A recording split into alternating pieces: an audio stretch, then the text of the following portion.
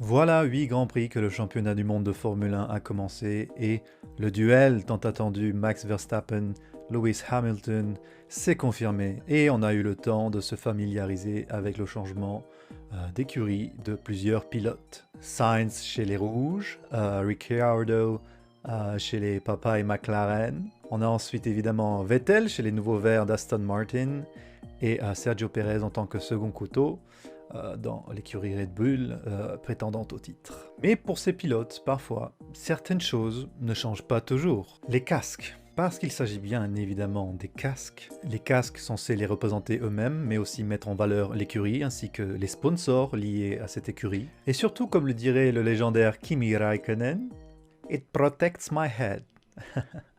C'était plutôt un accent un petit peu tendancieux que finlandais. Je ne sais pas exactement d'où venait cet accent, mais c'est pas très grave. It protects my head, cela protège ma tête. Ça avait fait rire l'audience à ce moment-là, puisqu'il s'imaginait voilà, avoir des envolées lyriques devenant de Kimi Raikkonen.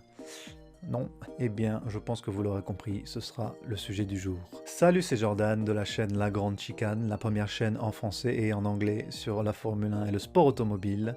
Ceci est la première vidéo en français. Aujourd'hui, on va s'amuser à faire une tier list des casques de 2021. On va essayer de se rappeler de bons souvenirs à travers les casques et pourquoi certains de ces casques deviennent iconiques, voire carrément des œuvres d'art à part entière. Am I kidding? No, I'm not. Et on se retrouve les amis sur voilà, la configuration streaming en quelque sorte, même si on ne stream pas. Je suis derrière mon fond vert pour préparer cette magnifique tier list. Évidemment, vous la voyez là, moi je la vois là, on s'en fiche. Et on va s'amuser à voilà, classer les casques selon mon ordre de préférence seulement. Entre nous, voilà, ce n'est qu'une liste voilà, qui m'appartient. Ça n'engage que moi, chers amis. Donc, on va partir sur un ordre décroissant. Et on va commencer par, voilà, peut-être un casque. Voilà, déjà, on va partir déjà sur le casque de la Discord. C'est peut-être que vous ne serez pas d'accord directement avec moi, mais voilà, c'est le casque d'une des stars montantes de ce sport. Il s'agit bien évidemment de George Russell. Désolé George, sorry George. Il n'a jamais eu de casque qui m'ont vraiment marqué, ne serait-ce le casque hommage à Williams qu'il a eu pour le dernier Grand Prix de 2020 à Abu Dhabi. Le reste, même son casque Mercedes, c'est ennuyeux à mourir. Franchement, voilà, du rouge avec du bleu, le logo que je trouve, voilà, pas très très beau. On va peut-être partir sur une tier list des logos, d'ailleurs, plus tard, si le cœur m'en dit. Mais bon, le casque de George, c'est juste boring. Boring AF, I'm sorry mate. T'es un super pilote, juste fais-toi un casque iconique, quoi. Numéro 19. Voilà, je suis désolé pour voilà, tous mes voilà, viewers transalpins. Voilà, c'est-à-dire que pour l'instant, il n'y en a pas. Vous l'aurez deviné, il s'agit de Mr. Antonio Giovinazzi. Comment dire? Ce casque, c'est le drapeau de l'Italie. Voilà. Je n'ai rien contre ça, mais c'est déjà vu. Voilà, on l'avait déjà vu avec Vittantonio Liuzzi. Et en plus, c'est avec des traits qui sont censés faire moderne, pas du tout vintage, comme un casque à la Sever ou à la Senna, qui étaient vraiment des casques qui représentaient les couleurs du pays, mais très très vintage. Bref, on s'ennuie. C'est pas super original. Et pourtant, Antonio, tu le sais que tu peux faire des bons designs. Tu avais les plus beaux designs spéciaux de l'année 2020. Voilà, on se souvient par exemple des casques de Monza et de Emilia-Romagna. Ils étaient absolument sublimes. Tu peux faire des beaux casques, Antonio. Just get your shit together, mate. Bello. Ensuite, on s'en va partir du côté du Canada, là. Très mauvaise imitation de l'accent québécois avec Mr. Nicolas Latifi. Pourquoi je mets Latifi devant George Russell, par exemple? On s'ennuie. Au moins, il y a du blanc qui casse le bleu et le rouge. C'est pour ça que je l'ai mis voilà, devant. Il y a des espèces d'arabesques, pas trop mal, mais voilà, on s'ennuie. Le drapeau canadien est juste hyper générique au niveau du haut du casque. Juste fait un truc mythique comme le casque de Jacques Villeneuve. Apparemment, la légende raconte que Jacques l'aurait dessiné en une fois avec toutes ses couleurs hyper flashy. Ce serait devenu son casque pour la vie, quoi. Il n'a jamais changé de casque. C'est absolument incroyable. On part sur des anecdotes absolument incroyables dans cette vidéo. Ensuite, je l'aime beaucoup. Notre ami monégasque, Charles Leclerc. Voilà, tu es un pilote de talent, je t'adore. J'aurais aimé que tu gagnes à Silverstone la semaine passée, mais ce casque, c'est un casque normal, quoi. Genre un casque générique que tu choisis dans le jeu vidéo Formule 1 2020, quoi. Bon, déjà, soyons clairs, Ferrari abuse au niveau des sponsors, on verra après avec Carlos Sainz. Mais sinon, le reste, c'est juste ton logo entouré de rouge. Il y a eu des casques sympas avec Charles Leclerc. Le casque de son enfance, qui ressemblait un petit peu à un casque à la Spider-Man. Le casque de Monaco de cette année aussi, en hommage à Louis Chiron. Le casque avec les voitures Ferrari. Mais sinon, ben, on s'ennuie, hein, désolé, hein, Charles. Hein. On peut pas faire grand-chose, quoi. Et donc, pour la 16e place, j'ai hésité à le mettre voilà, entre la catégorie C et la catégorie D. Finalement, quand même, Esteban, tu seras quand même dans la catégorie D. Comment dire, ben, c'est à peu près la même histoire que pour les autres casques. D'ailleurs, les casques se ressemblent beaucoup, hein, finalement. Hein. Ils sont très ternes. Les mêmes couleurs, bleu, blanc, rouge, peut-être avec Giovinazzi, on ne le voit pas avec cet angle, mais il y a du vert évidemment, hein, puisque c'est le drapeau d'Italie. Mais non, en fait, on s'ennuie quoi. Dans le casque d'Esteban Ocon, ce que j'aime bien, c'est que autour des couleurs, il y a des lignes bleues assez flat.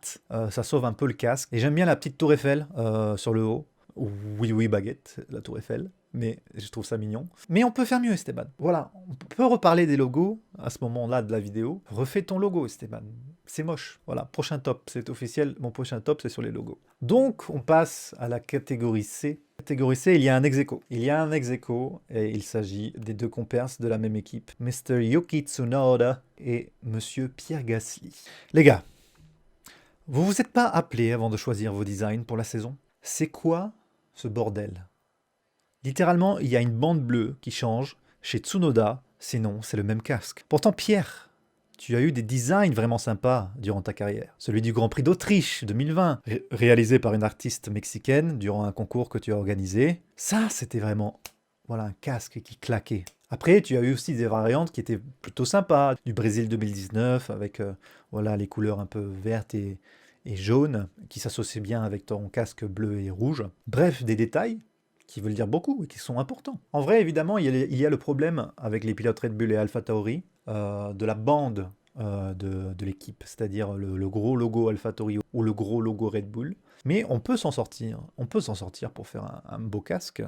La preuve, par exemple, le casque de Daniel Kvyat l'année dernière, qui s'était bien démerdé pour casser la rondeur du casque avec cette voilà, ligne transversale qui faisait en sorte que voilà, le design du casque était assez aéré en quelque sorte. Un peu de créativité, chers messieurs. 13e casque, c'est mon avis personnel, ça n'engage que moi. Moi, j'ai eu du mal. J'ai eu du mal surtout quand je pense au casque d'avant. Concernant ce pilote, il s'agit de Valtteri Bottas. J'aime beaucoup les casques de Bottas. Simplicité vintage ou côté design asymétrique. Ça, je valide. Là, cette année, il a un casque fait par sa meuf. C'est mignon, ces petits dessins. Mais je suis pas fan du trait. Le logo de Valtteri est pas ouf. Je suis déçu par la bête. Je suis déçu par la bête, d'où la place. Mais je comprends qu'il y en ait qui aiment. Voilà, moi, le côté crayonné bleu comme ça, c'est juste pas mon délire. Hein. C'est un casque correct. On part sur des casques corrects. Numéro 12. Ça me fend le cœur de le mettre à cette place. Mais il s'agit del casco de Carlos Sainz. Bordel, le casque de Sainz était tellement beau l'année dernière. Cette année, ça pue du cul à cause des sponsors Ferrari. Un peu comme avec Charles Leclerc. La bande blanche, Kaspersky, je crois, ça va pas du tout. Ça casse le design. C'était comme à l'époque, McLaren avec Vodafone. Il fallait absolument qu'il y ait une bande blanche sur le casque. Ne faites pas ça. McLaren a abandonné. Et maintenant, ils ont les plus beaux casques. Je spoil un peu. L'année dernière, le casque chromé de Sainz, c'était top tier. C'était top tier, les amis. Agressif, iconique, couillu. Bref, un design gâché par les sponsors. Numéro 11, nous avons son compatriote, El Toro de las Asturias, Mr. Fernando Alonso. Rien à dire, c'est le casque de 2006. Il est sympa, sans plus. Mieux qu'en 2006, car les sponsors sont moins intrusifs. Il faut aimer les bandes jaunes et rouges avec le bleu asturien. Moi, j'ai jamais trop aimé. J'adorais le casque de 2018 chez McLaren avec les traits un peu années 70. Un peu déçu qu'il soit revenu à l'ancien Alonso. En vrai, c'est une question de goût parce que maintenant que j'y réfléchis, il est quand même pas mal, quoi. Il est pas mal. Il est pas mal. Mais c'est juste que c'est pas mon style, quoi. Le mélange de couleurs. Numéro 10. Pour un pilote qui n'est pas du tout espagnol, hein. Il s'agit de Kimi Raikkonen. Il en a eu des beaux casques dans sa carrière, le Raikko, 2007, 2009, 2012, 2018. Même celui-là est pas mal, En plus, il rajoute du bleu au rouge et au noir. Et avec ce style un peu tribal que Iceman Raikkonen a eu durant sa carrière, il y avait moyen de faire Kikulol. Mais ça a toujours été une touche subtile qui faisait que c'était un peu plus rock and roll metal que Kikulo le Jackie Tuning, donc ça passait. Malheureusement, il est un peu bas parce que je trouve que les casques se ressemblent d'année en année. Voilà, un mauvais point pour l'originalité. Mais sinon, voilà, un casque couillu. Et puis, je pense qu'on devine en fait que c'est un casque de Kimi Raikkonen et ça, c'est déjà pas mal. Numéro 9, dernier casque voilà, de la catégorie C.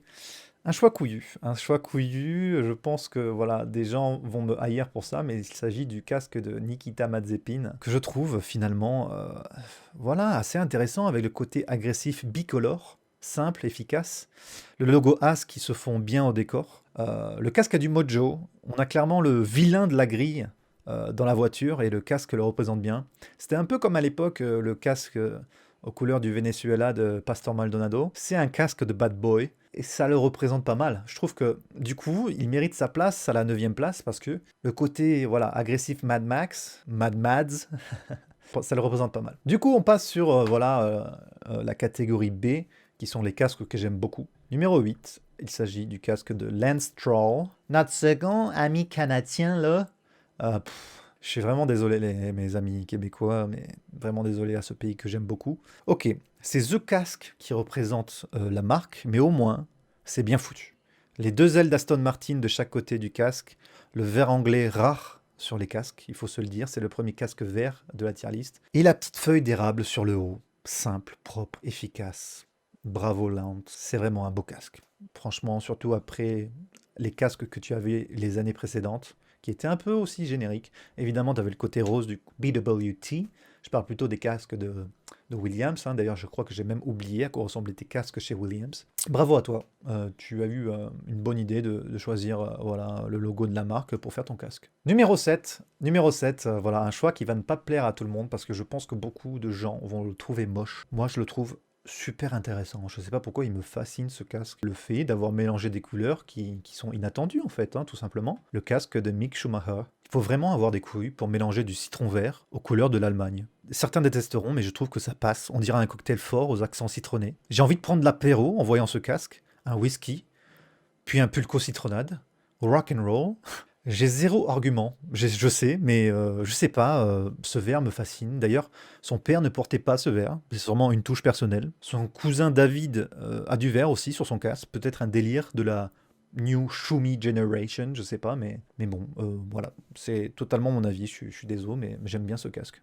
Numéro 6, Max Verstappen. Autant vous dire que évidemment, il y a deux choses qu'on retient sur ce casque, c'est évidemment le X au niveau de la visière, hein, qui représente le X de Max, Super Max, et évidemment le lion hollandais stylisé sur le haut. Et le choix de rester simple, pas chargé pour compenser le taureau Red Bull qui charge beaucoup déjà le casque. Parfaite harmonie, simple, efficace, bicolore. Bravo Max.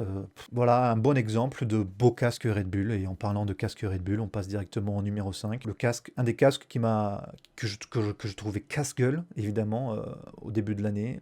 Le casque de Sergio Pérez. Je pense que tout est dans les détails dans ce casque. Voilà, on a le jaune si cher à Pérez qui revient après les années BWT, qui faisait des casques roses du coup. Il a même, comparé à Max Verstappen, les bottes jaunes.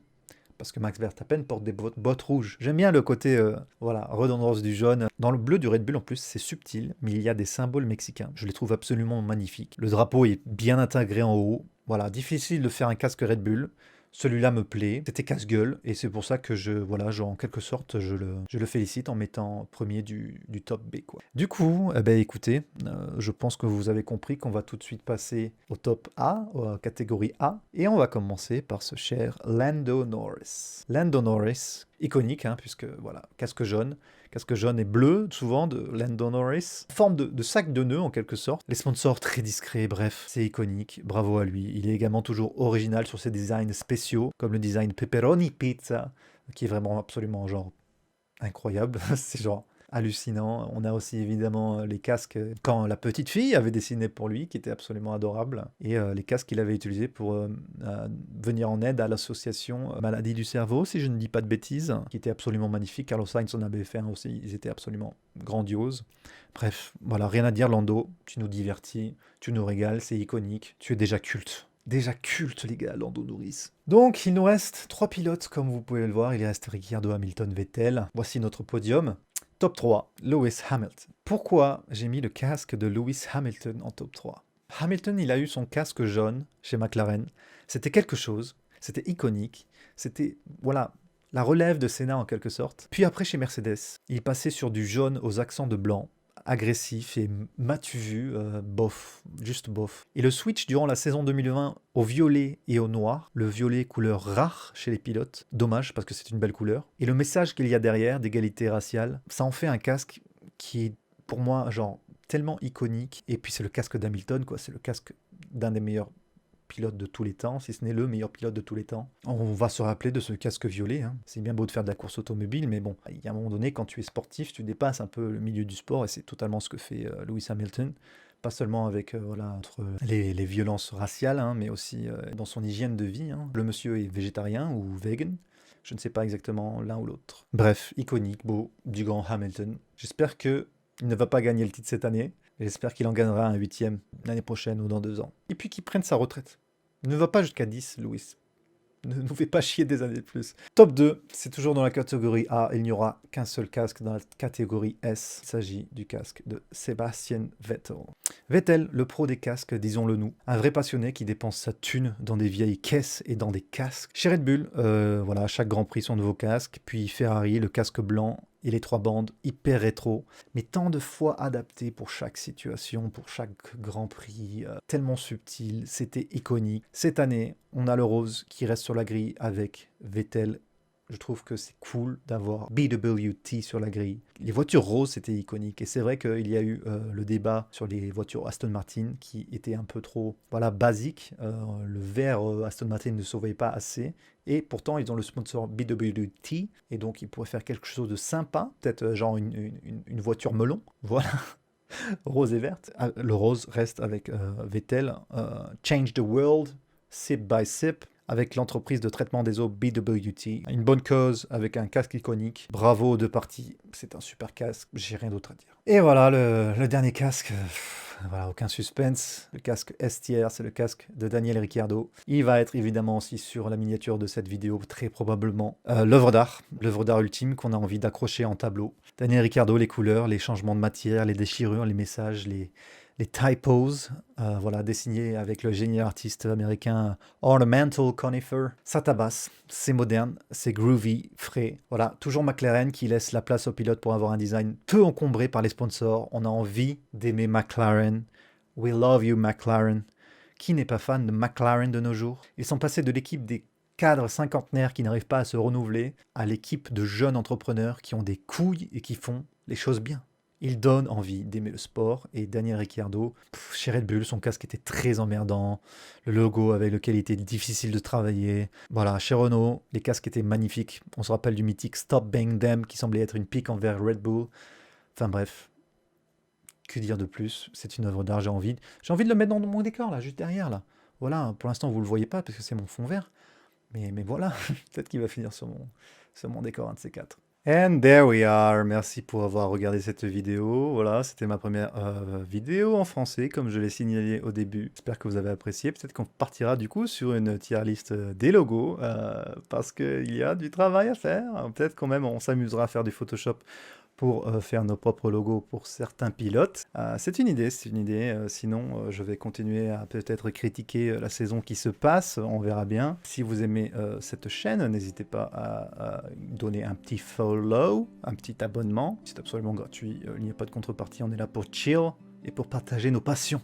Voilà, n'hésitez pas à lâcher un comme on dirait à l'époque de Skyblog. Également, cette vidéo, c'est aussi un défi personnel puisque j'en ai marre de prétendre que je bosse dans l'audiovisuel et finalement, je ne poste aucune vidéo. Ça, c'est bien la vérité. Et donc il y aura de plus en plus de vidéos sur cette chaîne et peut-être sur mes chaînes annexes, qui sont des chaînes secrètes, on va pas se mentir. Mais c'est un défi personnel, je vais essayer de faire une vidéo par semaine. A bientôt sur la Grande Chicane pour plus d'actualités sur la Formule 1 et le sport automobile. Et comme je le disais sur mes vidéos en anglais, assez de chicane pour aujourd'hui, bye bye.